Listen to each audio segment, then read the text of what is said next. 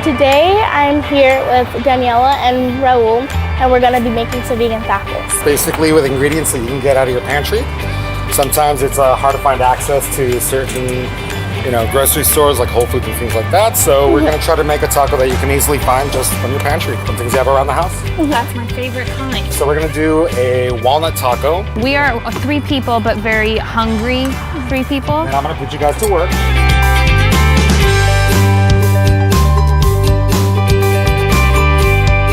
And it's getting a little crispy, they're browning a little. You could see like the onion softening and the garlic getting a little charred.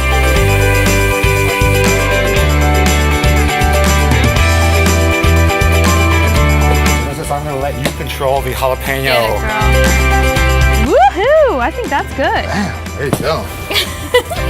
When did you start making like vegan tacos like this? I actually used to be in immigration defense. And that can be a bit of a depressing job sometimes.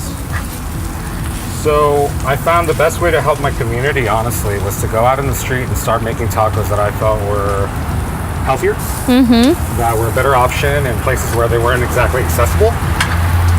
And immediately, I mean, people adapted and people accepted it and they loved it. After a while, we had ridiculous lines out in the street. I still pop up on sidewalks. Amazing. In places where you can't really get a good taco or where you can't really get good healthy food. Yeah.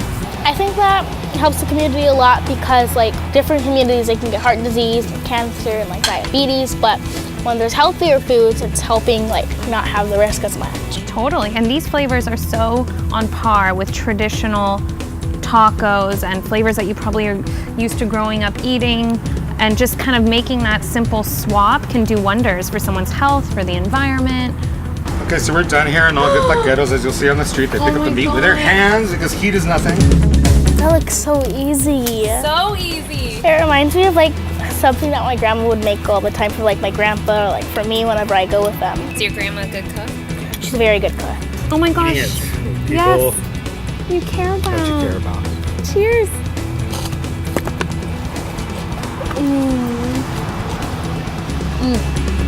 My mom has some competition. Holy moly. This is really good.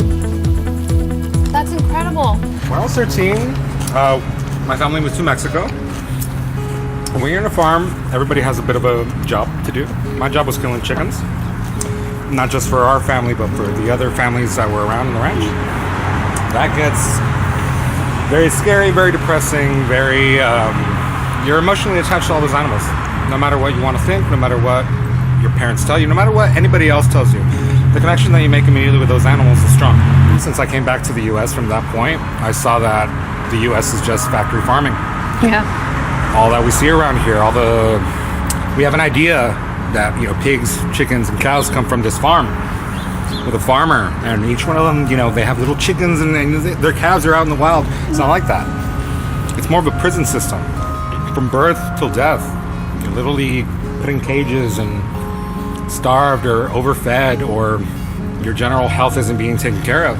And those are things that I identify with personally when I see my community around me. They're animals, but there's no difference. They feel the same thing we feel, same emotions, they have the same family, they have the same connections. Yep. So I do this mainly because of that, because I want to show my community that you don't have to be cruel to animals to be fed, to have good food, to honor your traditions. You don't. We respect that. Yes. And this is delicious. So what would you have to say to people that say you have to give up some of your traditions to go vegan? Well, whatever traditions they think they're actually honoring are traditions that have been changed throughout years. In the same way, when it comes to Thanksgiving, when it comes to so many different traditions that we honor, we have to reconsider it and say, what are we actually honoring? Is it our past? Or is it what we've been fed to believe is our past? Is it what we've been told is our past? Today I learned that you can still have some great traditions in a vegan version, and I learned how to make walnut meat tacos, and I also learned that you can always carry your traditions when you're vegan. And you also learned that anytime you make these tacos, you're gonna call me. Yeah. Okay. So I'm doing a letter for the Pope to get him to go vegan for Lent. Wow. Yeah. No, that's incredibly honorable. That's good. Thank you. I think, it takes those big public figures to actually change. And if you're actually getting somebody to do that, I honestly hope he does. That's amazing. Thank you.